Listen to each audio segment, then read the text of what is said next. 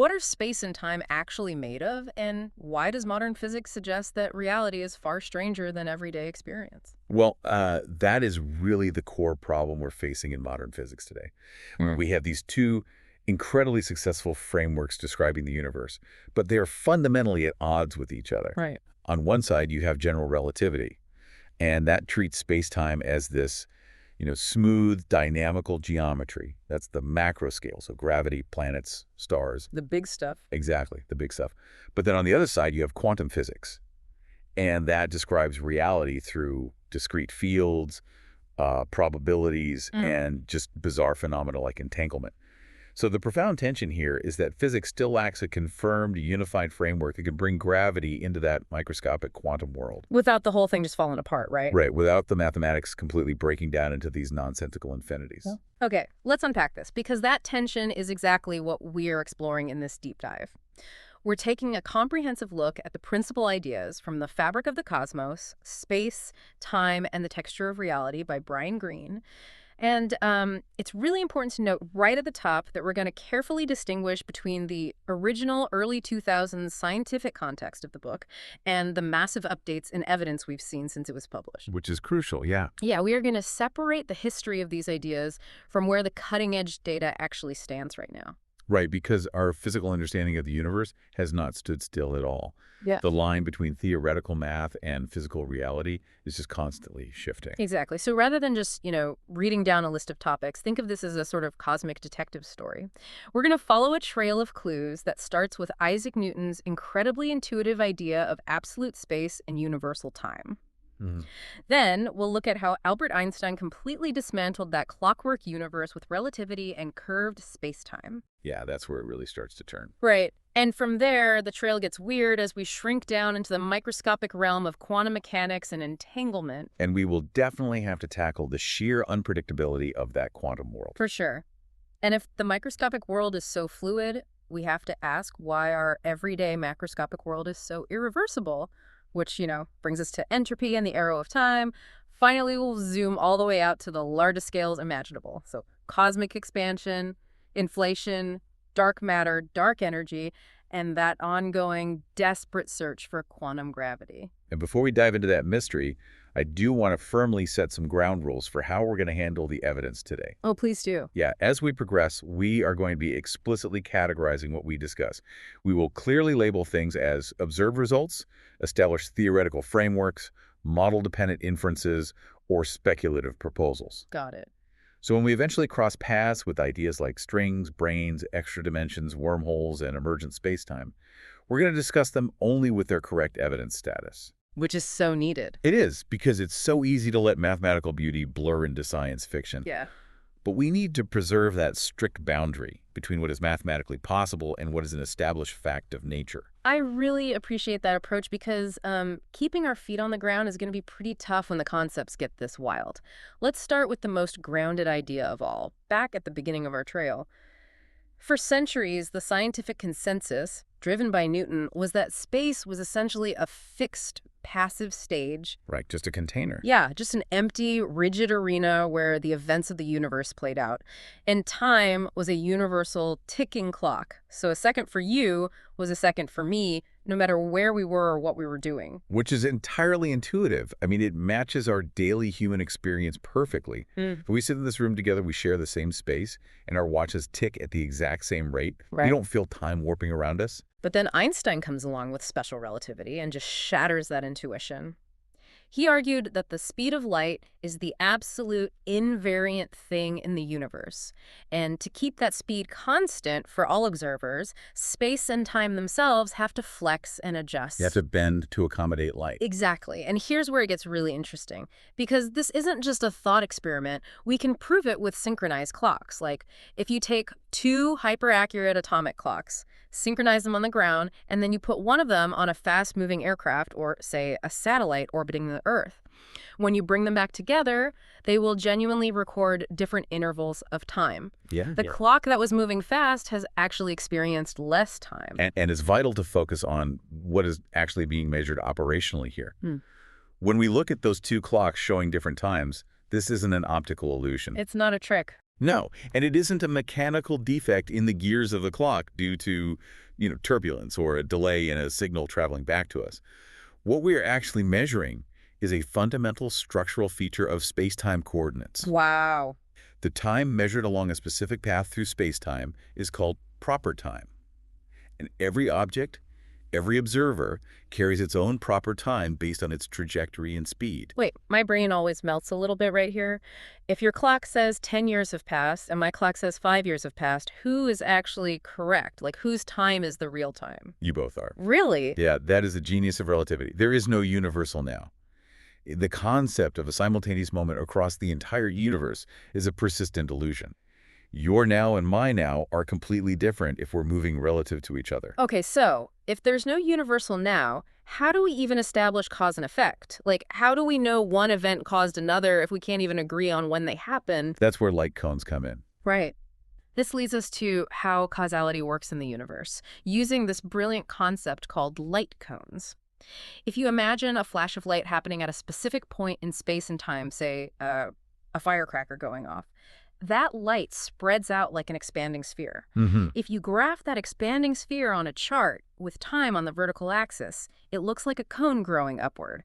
That light cone acts as the absolute cosmic speed limit. Because nothing in the universe can travel faster than the speed of light in a vacuum. Right. So any events inside that cone can influence each other. A signal, a text message, a physical push. It can be sent from one event to the other.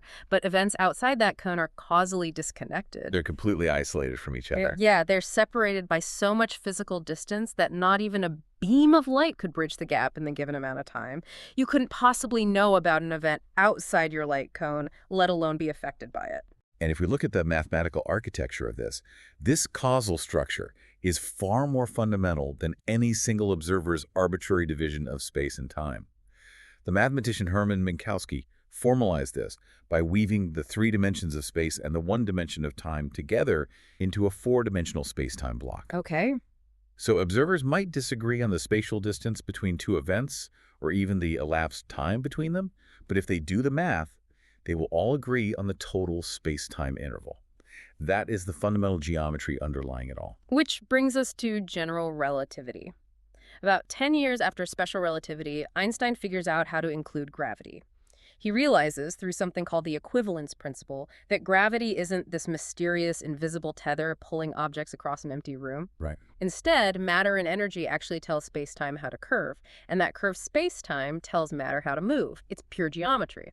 And again, going back to concrete examples, the GPS networks our phones use every day have to constantly adjust for this.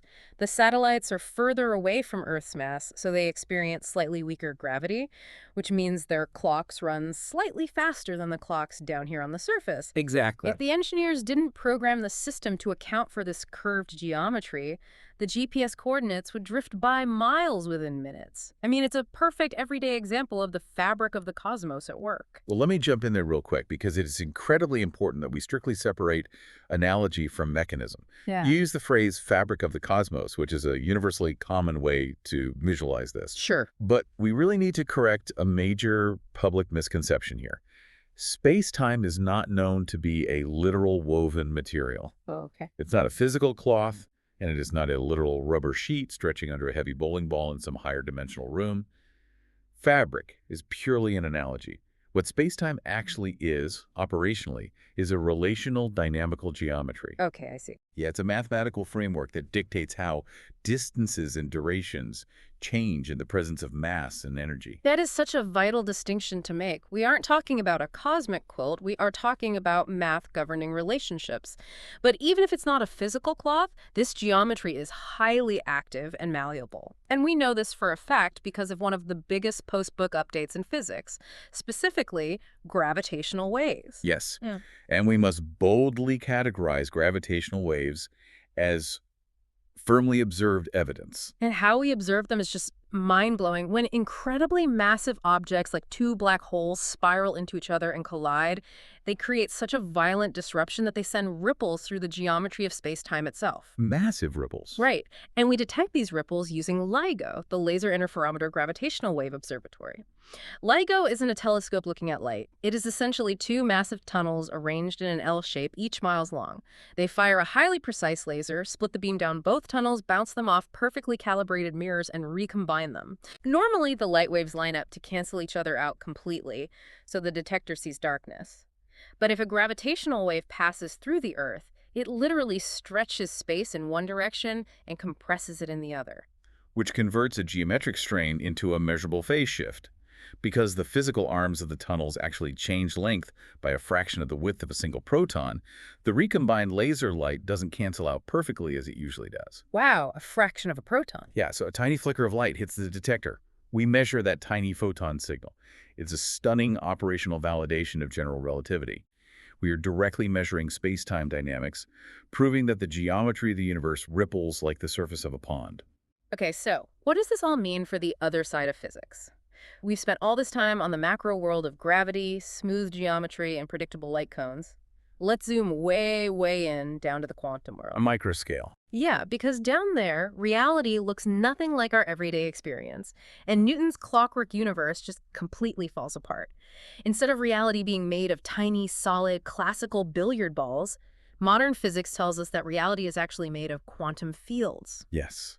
And we can confidently place quantum mechanics and quantum field theory, or QFT, into the established theoretical framework category.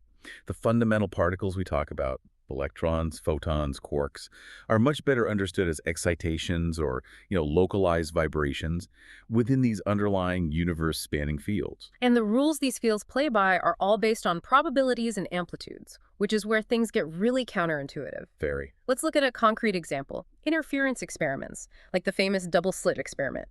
If you shoot single individual particles at a barrier with two tiny slits in it, they don't just act like tiny bullets passing through one hole or the other and leaving two distinct piles on the wall behind them. No, they don't. Instead, the mathematics of their quantum state gives them amplitudes to pass through both slits simultaneously.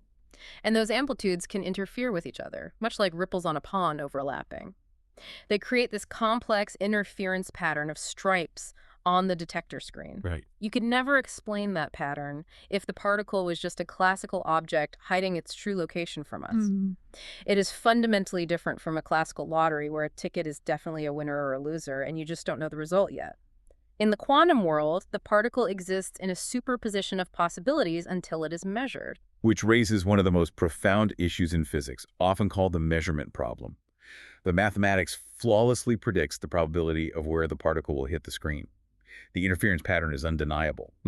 But what exactly happens at the physical moment of measurement? Right, how does it pick? Exactly. How does a spread-out, wavy field of overlapping probabilities suddenly collapse into a single, definite outcome? Like a specific, localized dot on a screen. The equations of quantum mechanics don't actually tell us how that transition happens. And I want to strongly caution against mystical interpretations here. Okay. The math works, the predictions are established to incredible precision, but physics has not settled on whether this collapse is a physical mechanism, an illusion, or just an artifact of how information is processed by macroscopic systems. Okay, well, let's unpack another quantum concept that constantly gets mystical, which is entanglement. Oh, yes. When two particles interact in a certain way, they can become entangled, meaning they share a single, joint quantum state. If you separate them even by miles or across the galaxy, measuring the spin of one particle instantly determines the state of the other. And people hear this and they immediately think we've broken the speed of light. They think they can use entanglement to text their best friend on Mars instantaneously. Yeah, and we need to be extremely precise here and correct two major public misconceptions about this. First, let's categorize the core phenomenon. Tests proving this non-local correlation, specifically the violation of Bell inequalities, are firmly observed. What Bell's theorem proved is that these particles aren't just carrying hidden instruction manuals from the moment they separated. Right. The correlation is real, and it is instantaneous. However, entanglement absolutely does not permit faster-than-light messaging. You cannot use it to send a controllable signal. But wait, why not? If they are connected instantly, why can't I tap out Morse code or something? Because if you measure your particle, The result you get is still entirely random. You might get spin up or spin down. Mm. You can't force your particle to be a specific state to send a deliberate message to your partner. And your partner just sees a random result on their end, too. Ah, I see. It's only when you compare notes later, using a normal, light-speed communication channel, that you realize your random results perfectly correlated. Therefore, relativity's speed limit, the light cone we discussed earlier, is completely preserved. No information traveled faster than light. And what about quantum teleportation? I mean, whenever that makes the news, people think we are building sci-fi transporters. That is the second major misconception. When scientists perform quantum teleportation, they are transferring a quantum state, the specific configuration of information, from one particle to another using shared entanglement and a classical communication channel. They are not transferring the physical matter instantaneously. It is not a transporter beaming your atoms across the void. Right. The original particle state is destroyed, and the distant particle takes on those exact properties. But again, it takes a normal light-speed phone call to complete the math of the process. So even in the strange quantum world, causality holds up. It does. But if the quantum world is completely fluid and reversible, if the microscopic equations don't care whether time flows forwards or backwards, why isn't our everyday world? That brings us to a huge everyday mystery, the arrow of time. In our macroscopic world, we only ever see eggs break. We never see a scrambled egg spontaneously reassemble itself into a perfect shell. Why is that? Let's use an example. Yeah. Imagine you have a large, empty glass container, and right in the corner, there's a tiny, highly pressurized canister of a visible purple gas. If you pop the lid off that canister, the gas is going to violently spread out, bounce around, and eventually fill the entire glass container evenly into a pale purple haze. Boy.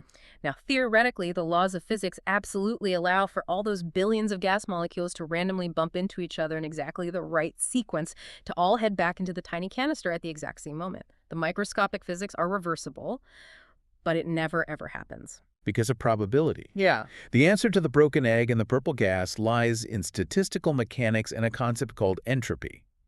Entropy is a measure of the multiplicity of microscopic arrangements that look the exact same on a macroscopic level. Okay, break that down for me. Think about it this way. There is only one specific, highly ordered arrangement where all the gas is neatly packed into the canister. That is a state of low entropy.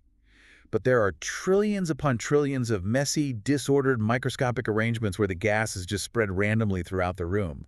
That is high entropy. Oh, I get it. It's not that a mysterious physical force pushes things toward disorder. It's simply that there are overwhelmingly more ways for the system to be disordered.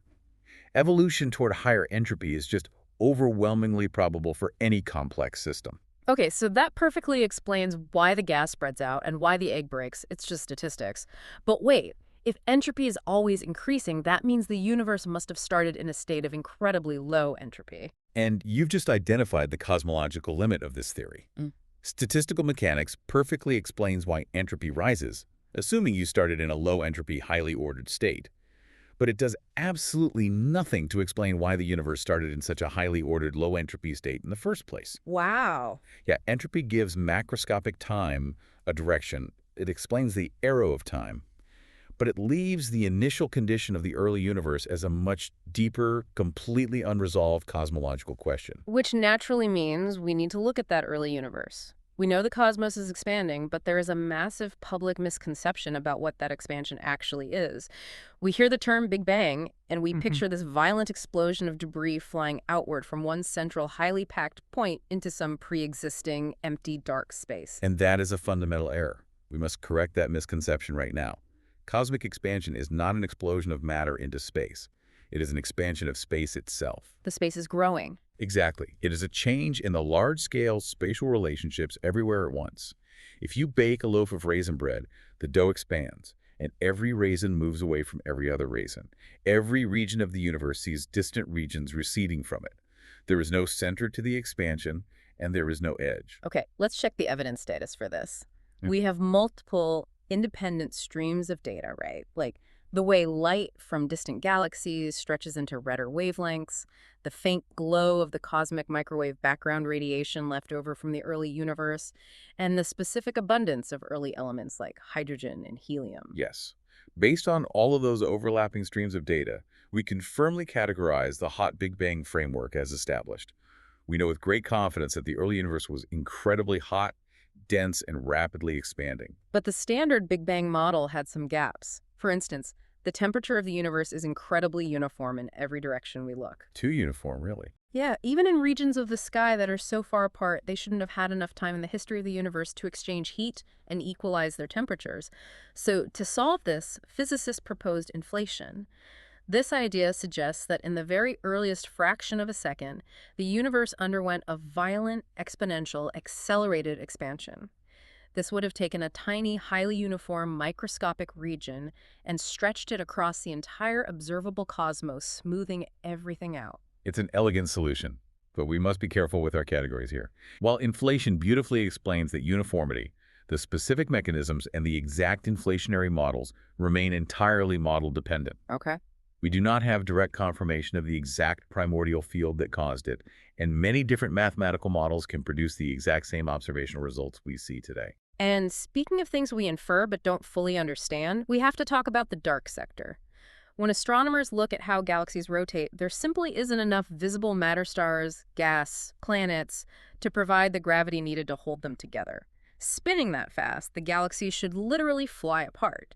So we infer the existence of dark matter, this unseen mass that interacts with gravity but seemingly ignores light and electromagnetism entirely. And this is an area where we must update the listener on precision cosmology since the book was published. The discovery of the Higgs boson was a monumental triumph that completed the standard model of particle physics. A huge deal. Huge. However, despite intense searching with the most advanced detectors on Earth, we still do not know the identity of the dark matter particle. Its macroscopic gravitational influence on galaxies is established, but its microscopic particle nature remains a total mystery. And then there's dark energy. In the late 90s, observations of distant supernovas show that the expansion of the universe isn't slowing down due to the inward pull of gravity, as everyone expected. It is actually accelerating. Something is pushing space apart faster and faster. Which is another critical area of recent updates. For a long time, the simplest explanation was a cosmological constant, just a steady, unchanging baseline energy inherent to empty space itself. But recent precision cosmology surveys, notably the DSI project, the Dark Energy Spectroscopic Instrument, have shown intriguing hints that dark energy might actually be evolving or changing over cosmic time. Here's where it gets really interesting and, well, a little terrifying. If dark energy is just a constant, the universe just expands forever and slowly fades out. But if dark energy is evolving and growing stronger, it fundamentally alters how the universe ends. It could lead to a big rip where the expansion gets so violent it tears galaxies, stars, and eventually atoms themselves apart. The implications are profound, yes. But we must carefully frame these DDI results. They are incredibly intriguing, and they emerge when combining multiple immense data sets, but they are currently below the strict statistical threshold for a definitive discovery. The idea of evolving dark energy remains a model-dependent inference, not a decisive fact of nature.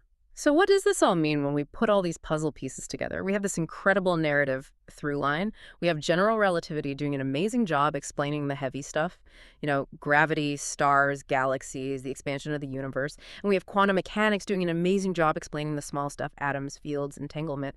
But there are places in the universe where things are incredibly heavy and incredibly small at the exact same time. The extremes. Right. Inside the singularity of a black hole or at the exact moment of the Big Bang. And when you try to use both sets of equations together in those extreme environments, they clash. The math breaks down into uncontrollable infinities. It spits out nonsense. Which brings us back to the unification problem we introduced in the very first minute. We desperately need a theory of quantum gravity. And the most famous candidate for this is string theory. The idea is that if you zoom in close enough on a fundamental particle, it's not a tiny point, but a microscopic vibrating string of energy.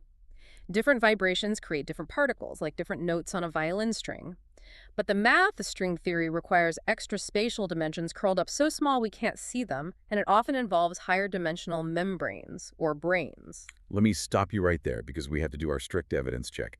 These concepts, string theory, extra spatial dimensions, branes, and emergent spacetime, must be categorized strictly as speculative or unconfirmed proposals. Okay, unconfirmed. Yes. They are mathematically serious, highly rigorous, and they provide fascinating theoretical tools for physicists. But there is absolutely zero direct observational evidence for the existence of strings or hidden extra dimensions in nature. We must not confuse mathematical elegance with physical confirmation. That's a fair boundary to draw. But the math of relativity also allows for some other wild sci-fi concepts. What about wormholes? Hmm. Or closed time-like curves, which is basically the rigorous physics term for time travel?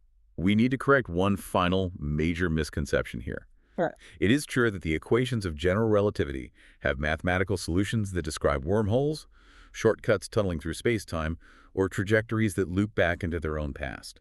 However, a mathematical solution does not prove physical realizability. It's just on paper. Right. To keep a theoretical wormhole open, you generally need exotic matter with negative energy, which may not even exist in the universe in the required quantities.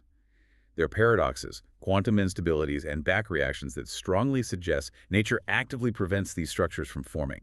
To date, no traversable cosmic time machines or wormholes exist or have ever been observed. Okay, we have covered a massive amount of conceptual ground, from ticking clocks to the end of the universe. Let's do a rapid-fire summary of exactly where the evidence stands right now. Gravitational waves and the violation of Bell inequalities are unequivocally observed. And general relativity, quantum mechanics, quantum field theory, statistical mechanics, and the hot Big Bang are established frameworks within their tested regimes. Inflationary mechanisms and the interpretations of dark energy, like the recent psi hints about an evolving expansion, are model-dependent. And strings, extra dimensions, brains, and time machines are firmly speculative or unconfirmed. That careful distinction is exactly why we do these deep dives. Now, before we close, I want to state clearly that this has been an independent COSMORA HQ book overview. This is not an official or complete audiobook of Brian Greene's work. We highly encourage our listeners to seek out lawful access to the fabric of the cosmos through libraries, booksellers, publishers, or authorized digital and audio services to explore these mind-bending ideas in their full depth. And if you enjoyed this discussion, please subscribe, leave a comment, and share this deep dive with someone who loves to look up at the stars and wonder. We've spent this entire time dissecting the known limits of our reality, but the tension we started with remains completely unresolved. So I will leave you to mull over this final question. If space and time are not fundamental, what deeper structure could reality be built from?